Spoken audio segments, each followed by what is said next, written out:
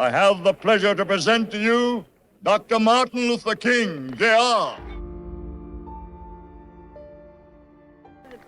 I am happy to join with you today in what will go down in history as the greatest demonstration for freedom in the history of our nation.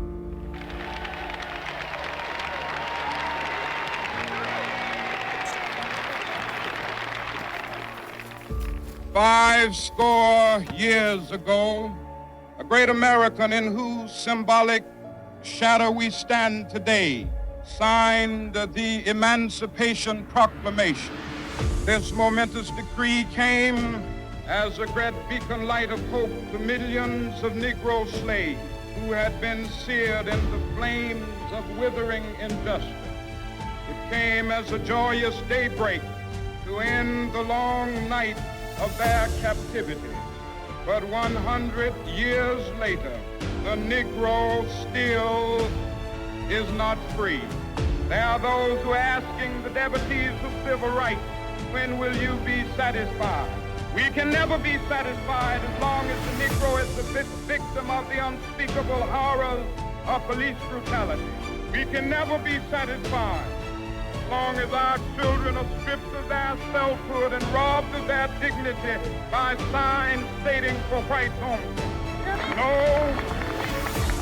No, we are not satisfied, and we will not be satisfied until justice rolls down like waters and righteousness like a mighty stream.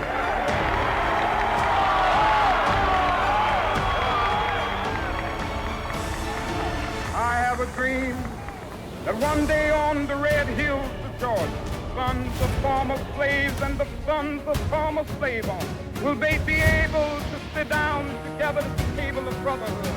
I have a dream one day, even the state of Mississippi, a state sweltering with the heat of injustice, sweltering with the heat of oppression, be transformed into an oasis of freedom and justice. I have a dream. My poor little children one day live in a nation where they will not be judged by the color of their skin, but by the content of their character. I have a dream today. I have a dream that one day down in Alabama, with its vicious racists, with its governor having his lips dripping with the words of interposition and nullification, one day right there in Alabama, little black boys and black girls will be able to join hands with little white boys and white girls as sisters and brothers. I have a dream today. I have a dream that one day every valley shall be exalted. Every hill and mountain shall be made low. The rough places will be made plain, and the crooked places will be made straight. And the glory of the Lord shall be revealed, and all flesh shall see it together. This is our hope. This is the faith that I go back to the South with. With this faith, we will be able to hew out of the mountain of despair a stone of hope. With this faith, we will be able to transform the jangling discords of our nation into a beautiful symphony of brotherhood. With this faith, we will be able to work together, to pray together, to struggle together, to go to jail together, to stand up for freedom together, knowing that we will be free one day.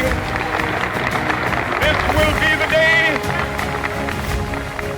This will be the day when all of God's children be able to sing with new meaning like country tears of thee.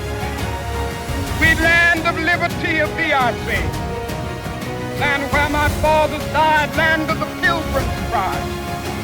From every mountainside, let freedom ring. And if America is to be a great nation, this must become true. So let freedom ring. From the prodigious hilltops of New Hampshire, let freedom ring. From the mighty mountains of New York, let freedom ring. From the heightening Alleghanies of Pennsylvania, let freedom ring. From the snow-capped Rockies of Colorado, let freedom ring. From the curvaceous slopes of California.